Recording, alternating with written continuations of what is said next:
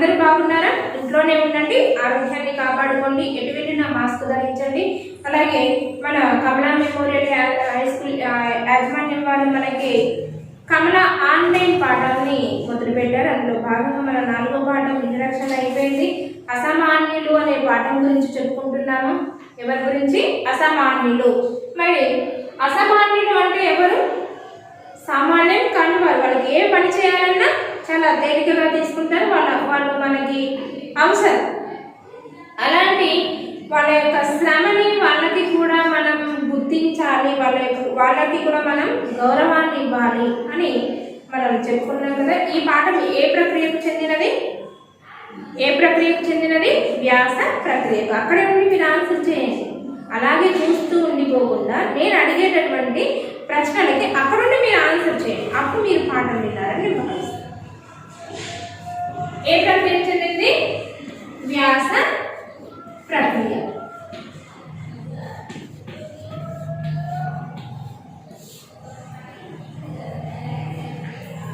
ఇక్కడ వృత్తులు, ఏ వృత్తి వారని ఆ వ్యక్తి ఏదైతే వృత్తి చేస్తూ ఉన్నాడో ఆ వ్యక్తికి గౌరవాన్ని ఇవ్వాలి. ఆ వ్యక్తి చేసేటటువంటి శ్రమకి మనం విలువనివ్వాలి.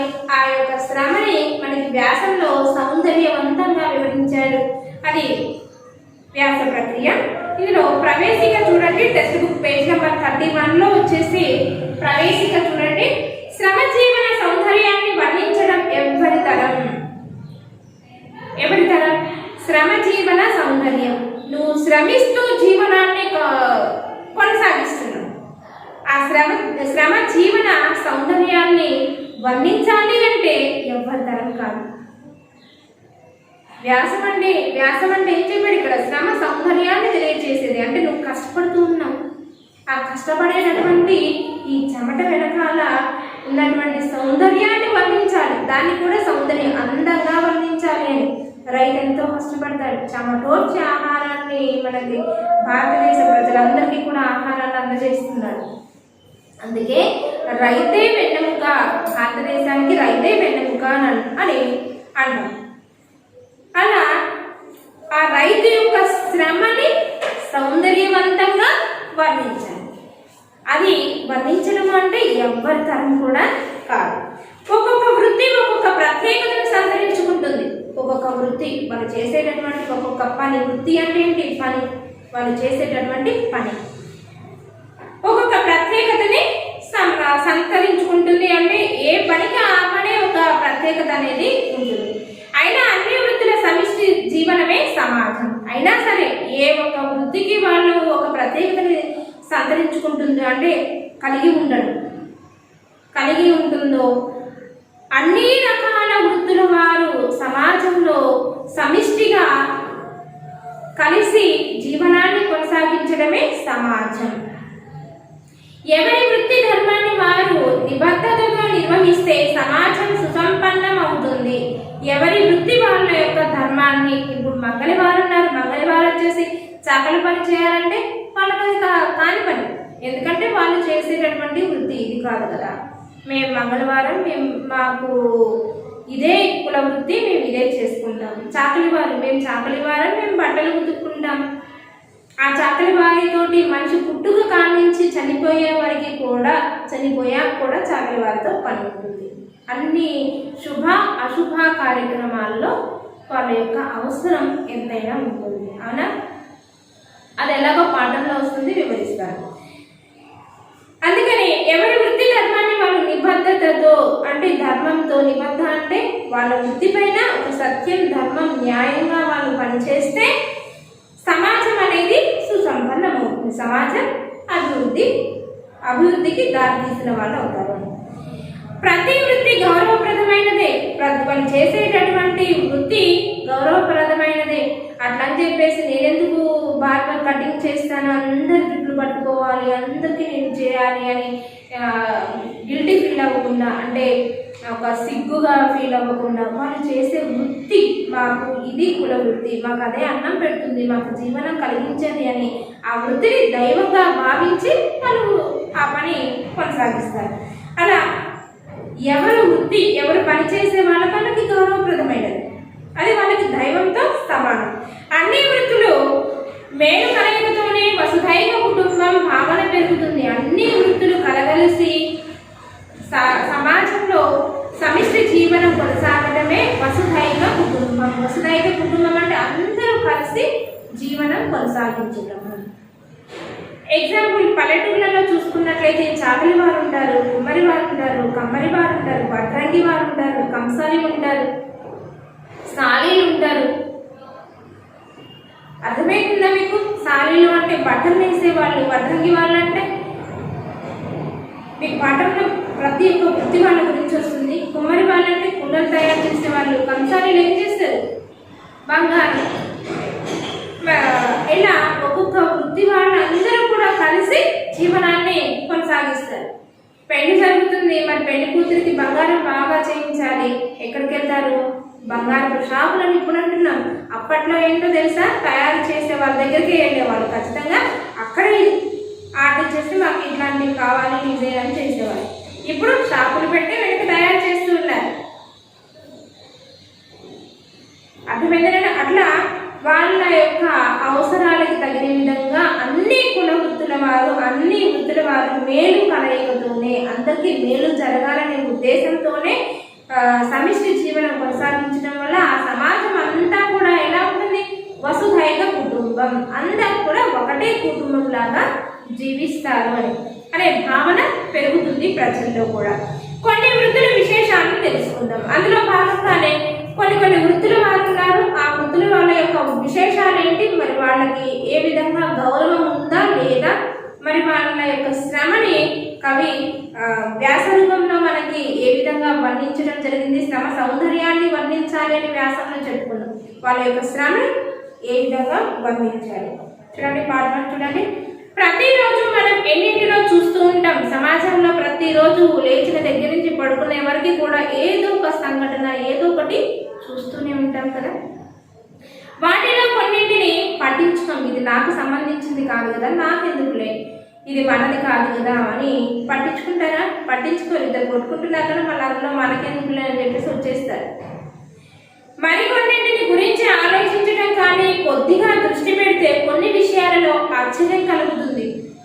అలా మరికొన్నింటిని గురించి కూర్చొని ఆలోచిస్తూ ఉంటే ఆ ఆలోచించే క్రమంలోనే కొంచెం ఎక్కువ దృష్టి నువ్వు పెట్టినట్లయితే కొన్ని విషయాల్లో మీకు ఆశ్చర్యం కలుగుతుంది. అవునా, ఇంత గొప్ప పని, ఇంత ఆ ఆలోచన శక్తి మిమ్మల్ని ఆలోచింపచేస్తుంది. మర్రి విత్తనాన్ని చూసారా? ఇలాంటి సిలి క్వశ్చన్స్ అన్నీ కూడా చిన్నపిల్లలకు వస్తూ ఉంటాయి కదా. మర్రి విత్తనం, అమ్మ ఇది ఎలా వచ్చింది? ఇంత పెద్ద చెట్టు మన ఇంట్లో వేసుకుంటే నీడొస్తుంది కదా, మనం ఉయ్యాల కట్టుకొని పోవచ్చు కదా అంటారు. కానీ మర్రి చెట్టు మనం ఇళ్ళల్లో పెంచుతామా? పెంచాం కదా. అది ఎక్కడ ఉంటుంది? ఊరి బయట రోడ్ల పైననే ఉంటుంది. ఎందుకంటే దానికి మర్రి బుడలు వస్తాయి, వేర్లు పెద్దగా ఉంటుంది, ఇల్లు కూడా కూలిపోతుంది. ఆ వేర్ల తాకిడికి ఇల్లు నిలవదు కదా, అందుకని ఇళ్లలో పెంచరు. మర్రి విత్తనాన్ని చూసారా? ఎంత చిన్నగా ఉంటుంది, పరిశీలించి చూస్తే తప్ప గుర్తుపట్టలేనంతగా ఉంటుంది. కానీ దీనిలో నుంచి వచ్చే పెద్ద మర్రి చెట్టు వస్తుంది. దీని నుంచి ఆ విత్తనం నుంచి పెద్ద మర్రి చెట్టు వస్తుంది. అంటే అంత చిన్న గింజలో ఇంత గొప్ప శక్తి దాగి ఉన్నదా అని ఆలోచిస్తే ఆ విషయాన్ని మీరు కొంచెం దృష్టి పెట్టి ప్రతి ఒక్క విషయాన్ని కూడా ఆలోచిస్తే ఇలాంటివన్నీ కూడా మీకు ఆలోచింపగలిగే శక్తి కూడా వస్తుంది. ఇలా దీనికి ఎంత గొప్ప శక్తి ఉందో కదా అని అనుకుంటారు. ఇట్లే మన మధ్యనే ఉన్న వాళ్ళలో కూడా ఎంతో గొప్పతనం ఉంటుంది. అలాగే మన మనుషుల్లో, మన చుట్టుపక్కల ఉండేటటువంటి మనం నిత్యం తిరిగాడే సమాజంలో మన పక్కన ఉన్నటువంటి వ్యక్తుల్లో కూడా వాళ్ళలో కూడా ఏదో ఒక గొప్పతనం అనేది దాగి ఉంటుంది. వాళ్ళని తేలికగా చులకనగా చూడకూడదు. సామాన్యులుగా కనిపించే వాళ్ళల్లో అసామాన్యమైన ప్రతిభ దాగి ఉంటుంది. దాన్ని గుర్తించాలి, దాన్ని గౌరవించాలి. చూడండి, మర్రి విత్తనం చాలా చిన్నది. ఎప్పుడైనా చూసారా? చాలా చిన్నది. ఎప్పుడైనా మీరు వెళ్ళినప్పుడు గమనించండి, చెట్లకి ఎర్రటి పండ్లు వస్తాయి, దాంట్లో విత్తనాలు వస్తాయి. అవి చిన్నగా ఉంటాయి. కానీ మనం అంతగా పరిశీలించి చూస్తేనే ఇది మర్రి చెట్టు, ఇది విత్తనము అని గమనించగలుగుతాం. అదే విత్తనాలు వేసేస్తే మొలకలు వస్తే అది పెరిగితే ఎంతో మందికి దారిన నీడనిస్తుంది. ఎంతమందికి నీడనిస్తుంది. దాని యొక్క గొప్ప శక్తి అనేది అప్పుడు అర్థమైంది. చిన్నగా విత్తనంగా ఉన్నప్పుడు దానిని ఎవరు గుర్తించలేదు, దానికి ఎవరు గౌరవం ఇవ్వలేదు. మీరు ప్రయాణం చేసేటప్పుడు రోడ్లకి ఇరువైపులా చెట్లు ఉన్నప్పుడు ఎక్కువ మర్రి చెట్లు ఉంటాయి, తెలుసు కదా. ఊడలు కూడా వస్తాయి, దాన్ని పట్టుకొని ఆగినప్పుడు కార్లలో వెళ్ళేటప్పుడు వాళ్ళు అక్కడే ఆగుతారు, అవి పట్టుకొని ఉయ్యాలను ఊగుతూ ఉంటారు. సో అట్లా నీడనిస్తుంది. నువ్వు అక్కడ ఆగావు అంటే మర్రి చెట్టు నీడనిస్తుంది, దాని నీడను నువ్వు సేద తీరుతున్నావు అని. ఇలా మన చుట్టూ ఉన్న వాళ్ళల్లో కూడా ఏదో ఒక గొప్పతనం ఉంటుంది. వాళ్ళు సామాన్యుల లాగానే మనకి కనిపిస్తారు మన కళ్ళకి, కానీ వాళ్ళల్లో కూడా ఎప్పుడో ఒకప్పుడు అసామాన్యమైన ప్రతిభ అనేది బయటకు వస్తుంది. దానిని బయటకు వచ్చినప్పుడైనా చూస్తానికి నువ్వు ఇలా ఉన్నారా, నీలో ఏదో టాలెంట్ ఉంది అన్నాం అనుకోండి, వెంటనే వాడు టాలెంట్ బయటకు తీస్తాడు. అప్పుడు వాడు అసామాన్యమైనటువంటి ప్రతిభని మనకి కనబరుస్తాడు. నేను చెప్తే కనుక నీలో ఉన్నటువంటి ప్రతిభ మనకి బయటికి రాలేదు, సరే వచ్చింది, అయినా సరే ఆ యొక్క తెలివిని ప్రతిభని మనం గౌరవించాలి, గుర్తించాలి. నెక్స్ట్ పేజ్ 32 చూడండి. ఆకాశంలో హాయిగా ఎగరగలిగే విమానాన్ని ఎవరు కనుగొన్నారు? ప్రపంచంలో విషయాలను క్షణాల్లో ప్రత్యక్షంగా మనకు చూపించే టీవీని కనిపెట్టింది ఎవరు అనే ప్రశ్నలు మీకు ఇప్పుడు మెదడులో తలెత్తుతున్నాయి కదా. అవును, టీచర్ ఆలోచించమన్నారు కదా, టీవీని ఎవరు కనుగొన్నారు, ఫ్యాన్ ఎవరు కనుగొన్నారు, మరి లైట్ ఎవరు కనుగొన్నారు. నిత్యం మనం ఏసీలు, ఫ్యాన్లు, ఎండాకాలం వచ్చింది అంటే చెమట ఉక్కపోత తట్టుకోలేక లైట్స్ వేసుకుంటాం, చీకటి భరించలేక ఇంట్లో పని అష్టేస్తే అంతా వెళ్తురు రాదు, మధ్యలో ఉండే వాళ్ళకి రాదు, ఏం చేస్తారు, లైట్లు నిరంతరం వెలుగుతూనే ఉంటాయి.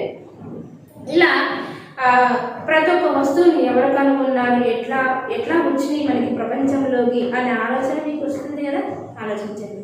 ప్రపంచంలో విషయాన్ని క్షణాల్లో ప్రత్యక్షంగా చూపించే టీవీని మనకి ఎక్కడెక్కడో ఉన్నటువంటి వార్తలన్నీ కూడా మన క్షణాల్లో టీవీ ఆన్ చేసామంటే క్షణాల్లో మనకి మన కళ్ళ ముందు ప్రత్యక్షమైతే మనం తెలుసుకోగలుగుతున్నాం. అక్కడికి వెళ్ళి చూడకపోయినా మనం ఇక్కడ చూడగలుగుతున్నాం. సమాచార వ్యవస్థలో సాంకేతిక విప్లవాన్ని తెచ్చిన సెల్ ఫోన్ రూపశిల్పి ఎవరు అని తరచూ ప్రశ్నిస్తూ ఉంటారు. సెల్ ఫోన్ అయితే బాగా యూజ్ చేస్తారు, స్మార్ట్ ఫోన్ వచ్చింది, అన్నీ చూస్తారు, గూగుల్లో ఏది కావాలని రకం కొట్టేస్తారు, దాని మీనింగ్ తెలుసుకుంటారు. కానీ నీ చేతిలో నిరంతరం ఉండేటటువంటి ఫోన్ ఎవరు కనుగొన్నారు? టీవీ ఛార్జ్ అయిపోయింది, ఫోన్ ఛార్జ్ అయిపోయింది, ఛార్జింగ్ పెట్టాము, మనకి వెంటనే టీవీ ఆన్ చేస్తావు, వార్తలు చూస్తావు. మనకి ఎప్పుడు పాఠశాలలు ఓపెన్ అయితే మనకి నెక్స్ట్ యాన్యువల్ ఎగ్జామ్స్ ఉన్నాయా లేవా అనే ప్రశ్న నిరంతరం తలెత్తుతూనే ఉంది. మరి కరోనా ఎప్పుడు అంతమవుతుంది, మరి కరోనాకి ఎప్పుడు వ్యాక్సిన్ వచ్చింది అని తెలుసుకోవడం కోసం నువ్వు వార్తలు చూస్తున్నావా, లేదు బయట స్నేహితులతో చర్చిస్తున్నావా, తెలుసుకుంటున్నావా, నీకు వార్తలన్నీ తెలుస్తున్నాయి కదా. అలా నీకు నిరంతరం కూడా ఇలాంటి ప్రశ్నలన్నీ కూడా తలెత్తుతూనే ఉంటాయి. ఆ ప్రశ్నలకి జవాబు దొరికే వరకు కూడా నువ్వు ఆ ప్రశ్నని ఆలోచిస్తూనే ఉండాలి. కానీ ఈ సుఖాలు విలాసాల కన్నా ముందు జీవిత అవసరాలను తీర్చుకునే మార్గం చూపించిన మహాపురుషుల గురించి ఎప్పుడైనా దృష్టి సారించామా? వాళ్ళ కృషిని, త్యాగాన్ని ఎప్పుడైనా తలుచుకుంటున్నామా? మనకి ఎన్నో రకాలుగా హాయిని, ఆనందాన్ని, సుఖాన్ని కలిగించినటువంటి గొప్ప మహాపురుషుల గురించి ఆలోచించామా? వాళ్ళైతే కనుగొన్నారు, ఫ్యాన్, లైట్, టీవీ అన్నీ కనుగొన్నారు. వాళ్ళని మనం గుర్తుంచుకుంటున్నామా? వాళ్ళు అవి కనుగొనడానికి నిరంతరం రాత్రింబవళ్ళు శ్రమించారు. వాళ్ళ శ్రమని మనం గుర్తు చేసుకుంటున్నామా? లేదు కదా. కానీ ఆనందంగా అయితే ఉన్నాం. వాళ్ళ యొక్క త్యాగాన్ని ఎప్పుడైనా మనం తలుచుకున్నాము. వాళ్ళంతా త్యాగం చేయడం వల్ల ఆ రోజుల్లో మనకి ఇప్పుడు ఇంత హాయిగా ఉంటున్నాము అని మనం అనుకుంటున్నామా? లేదు. అందుకే అన్నమయములైన వన్నీ జీవములు, కూడు లేక జీవకోటి లేదు అన్నాడు పోతులూరి వీరబ్రహ్మేంద్ర స్వామివారు. ఆహారం లేకుంటే ఏ ప్రాణి కూడా బ్రతకదు. అన్నమయములైన వన్నీ జీవములు అంటే ఏ ప్రాణైనా కానీ జీవించాలి అంటే కాస్త అన్నం అనేది కావాలి.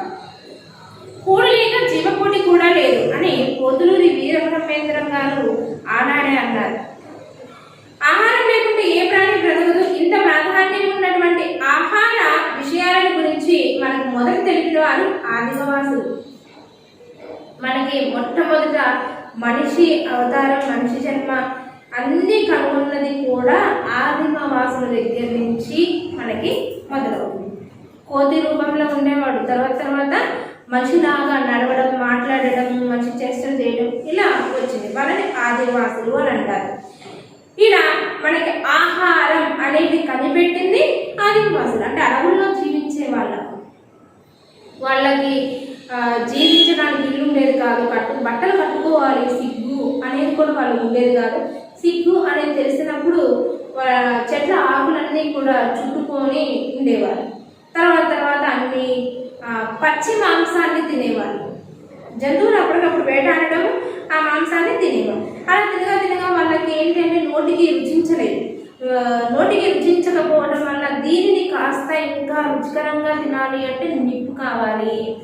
నిప్పు ద్వారా దీన్ని నిప్పును మండించి దాన్ని ఉడికించి తినాలి అనే ఉద్దేశం వాళ్ళకి అప్పుడు ఆలోచన శక్తి ఆలోచించడం వల్ల వాళ్ళకి వచ్చింది. అలా రెండు రాళ్ళు కలిపి రాపిడి చేయడం వల్ల నిప్పు అనేది పుట్టింది. ఆ నిప్పు రావడం వల్ల వాళ్ళు వేటాడినటువంటి ఆహారాన్ని ఆ నిప్పు ద్వారా వేరు చేసుకొని ఉడికించి అలా తినడం మొదలైంది. అలా రుచికరంగా ఒక్కొక్కటి ఆహారాన్ని కనుగొన్నారు. అలా ఏ ప్రాణికైనా కానీ జీవించాలి అంటే ఆహారం ప్రధానం. అలా ఇంత ప్రాధాన్యం ఉన్నటువంటి చిన్న జీవికైనా బ్రతకాలి అంటే ఆహారమే కావాలి, జీవకైనా. అలాంటి ఆహారానికి ప్రాధాన్యత ఉంది. ముందు ఆహార విషయాల గురించి మొదట తెలుసుకున్నాము. ఆ తెలిపిన వారు ఎవరు అంటే ఆదివాసులు అని అండర్లైన్ చేయండి. అడవులే అమ్మఒడిగా, కొండకోననే తోడు నీడగా జీవిస్తారు వాళ్ళు. రేయి భవన్లు ప్రకృతిలోనే కలిసి ఉంటారు, ప్రకృతిని బాగా పరిశీలిస్తారు. చూడండి, ఇక్కడ మనకి సమాస పదం వచ్చింది, రేయి భవన్లు అంది కదా.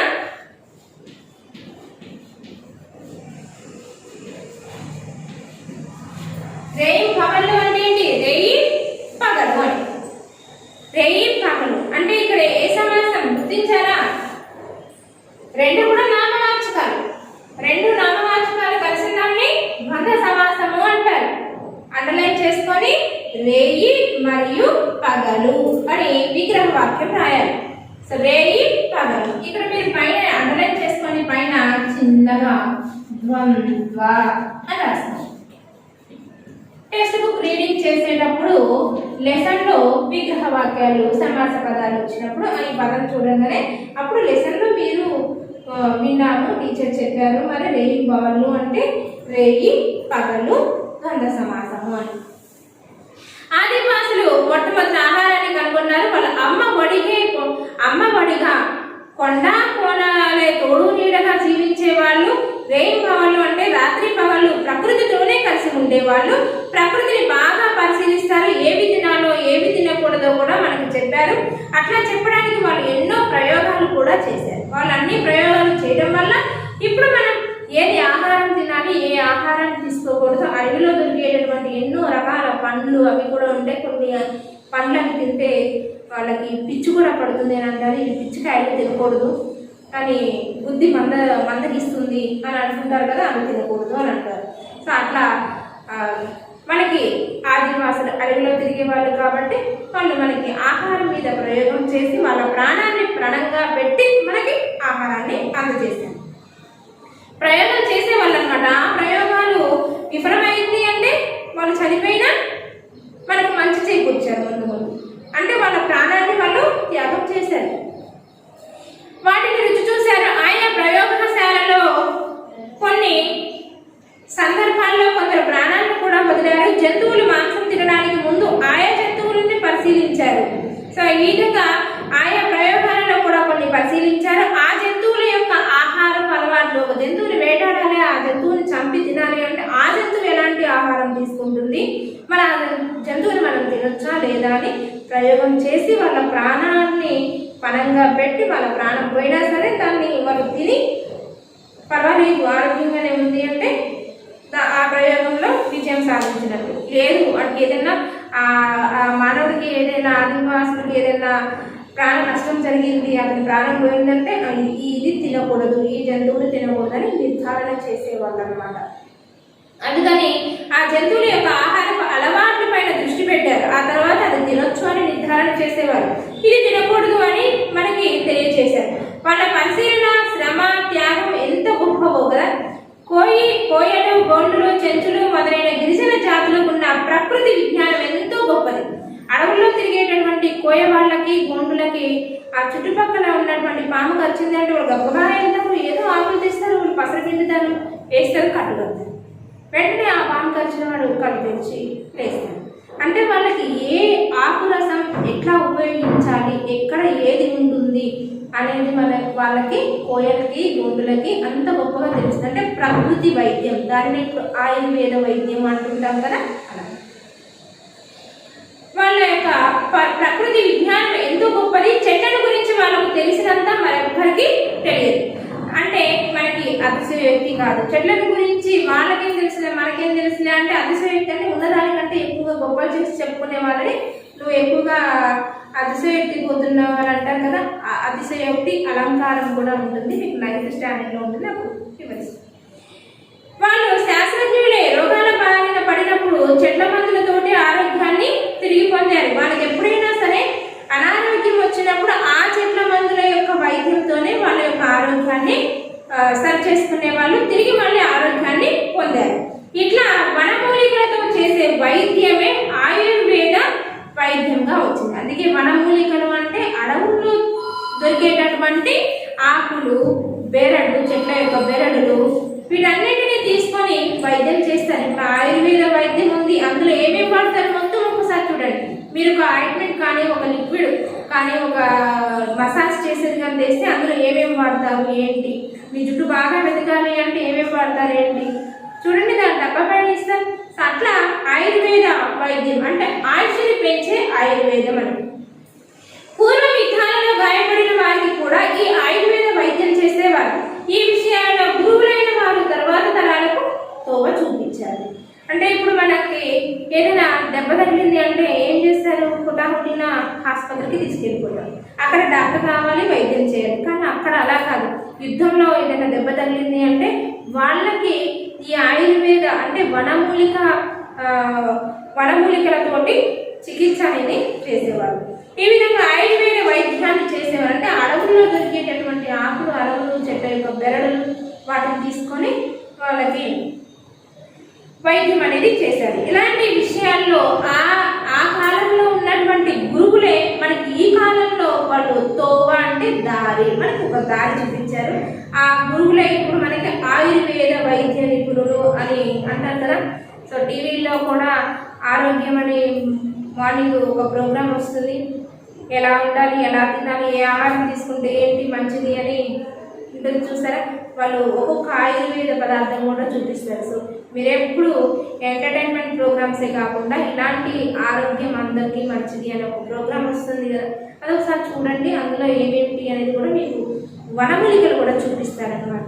సో ఆ వనమూలికలు చూడడం కోసమైనా అది మీకు తప్పనిసరిగా చూడాలి.